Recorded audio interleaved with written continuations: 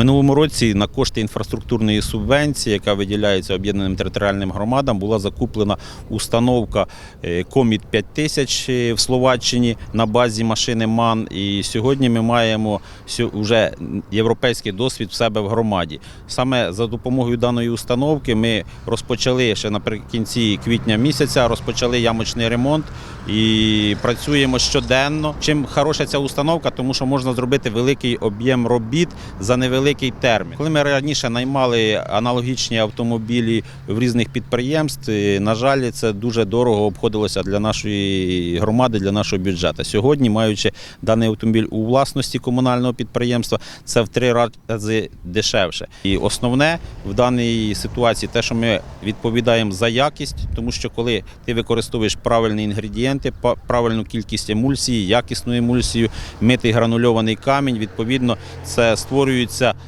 монолітна речовина, як дороги тоді стають більш крепшими. Коли ми відремонтуємо всі свої основні дороги в громаді, ми маємо змогу також і заробляти кошти, надаючи послуги іншим громадам.